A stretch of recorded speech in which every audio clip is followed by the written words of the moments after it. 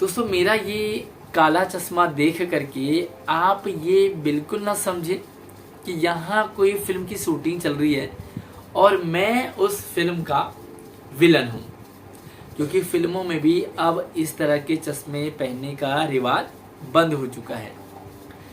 ये चश्मा शौक से नहीं बल्कि मजबूरी में पहना है। और इस तरह के चश्मे वाले लोगों को आप आजकल बहुत तेज़ी से अपने घरों में देख रहे होंगे, अपने गली मोहल्ले में पास पड़ोस में देख रहे होंगे, बाजार वगैरह में देख रहे होंगे। चश्मे पहनने वाले लोगों की संख्या बड़ी तेज़ी से बढ़ रही है और इसका एक सीधा सा फायदा है कि चश्मे बेचने वालों का रोजगार बढ़ गया। मतलब जो चश्मा आप बच्चों के लिए बाजार में नॉर्मली हल्का फुल्का 50 रुपए का खरीद रहे थे, वो सीधा 100 रुपए का होगा। जो 100 रुपए का था वो सीधा 200 का होगा, मतलब सीधा डबल कर दिया। तो चले, ये तो फायदा हुआ इसका कि कुछ लोगों का रोजगार बढ़ गया, ये तो मजाक वाली बात है। लेकिन ये एक बीमारी आजकल चल रही है जिसे आई फ्लू यानी कि आंखों का इन्फेक्शन नाम दिया गया है। ये आम लोगों को तो हो रहा है, लेकिन सबसे ज़्यादा असर, सबसे बड़ा फर्क इससे पड़ रहा है स्कूलों को, एजुकेशन को, पढ़ाई लिखाई को। क्योंकि ये बीमारी आमतौर पे ज़्यादातर जो बताई जा रही है वो बच्चों पर अटैक कर रही है।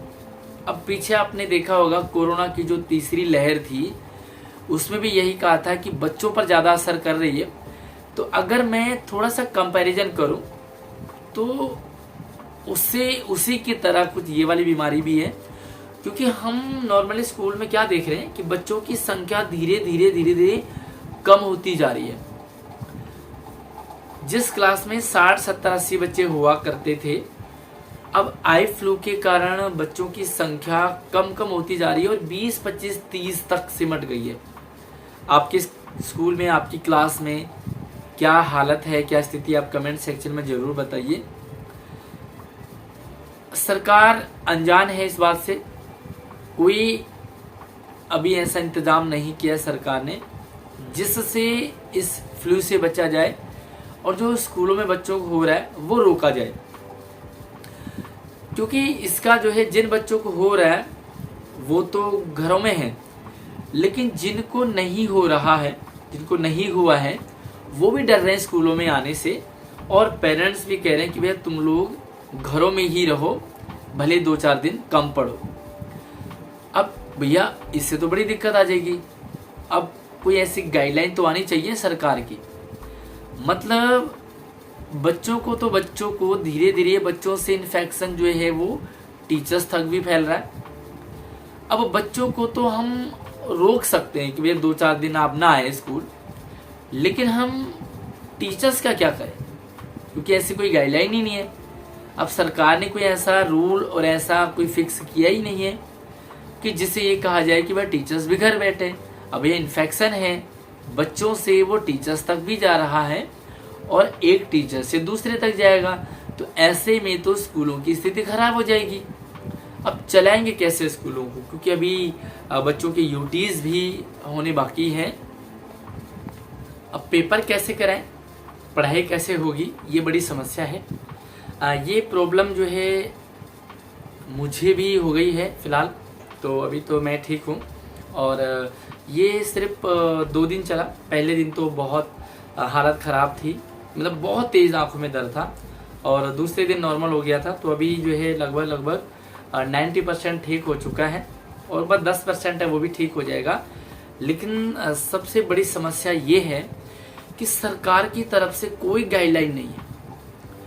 अब बच्चों को तो रोक सकते हैं, टीचर्स का क्या करेंगे भैया? टीचर्स को कोई ऐसी छुट्टी इनके लिए डिक्लेयर की जाए जिससे कि वो स्कूलों में ना आए, यानी कि छुट्टी करें, घर से अपना जो है वो वर्क फ्रॉम होम करें। लेकिन ऐसी कोई व्यवस्था नहीं है। फिलहाल एज ए स्टूडेंट आपको क्या करना है, जब भी अगर आपको ऐसी प्रॉब्लम आए, इसमें जो है आंखें लाल हो रही है, मेरी तो बहुत ज़्यादा लाल हुई थी, एक दिन हुई थी, मैंने क्या किया दूसरे दिन वो आपको भी करना है। ज़्यादा से ज़्यादा देखिए, पहला काम आपको मेडिसिन लेना है, अपने डॉक्टर से सलाह लेना है और एक ड्रॉप आएगी, आई ड्रॉप, वो लेना है। सबसे पहला काम। उसके बाद दूसरा काम क्या करना, आपको ठंडे ठंडे पानी से आँखों को धोना है। आप ये मान सकते हैं कि हर घंटे 2 घंटे बाद आप अपने आँखों को ठंडे पानी से धोएंगे तो जो आँखों की रेडनेस है, ये जो आँखों में जलन है, वो आप देखोगे कि बहुत जल्दी ठीक हो जाएगा। हालांकि डॉक्टर 5 से 6 और 7 दिन बता रहे हैं, लेकिन आपको क्या करना है जो मैं बता रहा हूँ आपको, क्योंकि मैंने यही किया। और एक दिन तो आँखों में बहुत ज़्यादा जलन था, उसके बाद दूसरे दिन बिल्कुल नॉर्मल हो गया था। हाँ, आँखें थोड़ी थोड़ी लाल थी, और अभी आप देख रहे होंगे कि लगभग मेरी आँखें 90% ठीक हो गई है। तो मतलब 2 दिन रहा, आमतौर पे डॉक्टर 5-6 दिन बता रहे हैं। अब आप एक तो ज़्यादा भीड़ भाड़ वाले इलाकों में ना जाए, कोशिश करें कि घर से पढ़े। अपने जो भी आज तो यूट्यूब वगैरह पे आ गए हैं, मटेरियल बहुत ज़्यादा हैं। अपने टीचर्स को जो भी स्कूलों में, उन्हें कहें कि वो आपको मटेरियल जो है वो घर भेज दें, जो भी कुछ टॉपिक्स है, ताकि आप उसकी तैयारी करें। लेकिन अगर आपको इस तरह की दिक्कत आए तो आप घर पे बैठे रहें। बात ये आती है कि वे कब तक बैठे रहेंगे, क्योंकि भाई पढ़ना भी है ही। तो सरकार को कुछ इस तरह की एक इसके लिए दिशा निर्देश लाना चाहिए। दिल्ली डिजास्टर मैनेजमेंट अथॉरिटी का एक बैठक होनी चाहिए इस बात पे, क्योंकि मतलब लगभग ये मान के चलिए कि हर स्कूलों की इस स्थिति है। आपके स्कूल की क्या स्थिति है वो आप कमेंट सेक्शन में ज़रूर बताएं कि आपके स्कूल में, आपकी क्लास में बच्चों का क्या मतलब हाल है। और मैं तो ये बता रहा हूँ कि हमारे स्कूल में, हमारी खुद की क्लासों में बच्चे जो धीरे धीरे कम होते जा रहे हैं, और जहाँ 60-70 की स्ट्रेंथ हुआ करती थी हमारे स्कूलों की, वो भी हम देख रहे हैं कि 15, 20 और 25, मैक्सिमम 30 से ज़्यादा बच्चे नहीं आ रहे। जिनको हुआ है वो तो नहीं आ रहे, लेकिन जिनको नहीं हुआ है ना, वो भी डर रहे।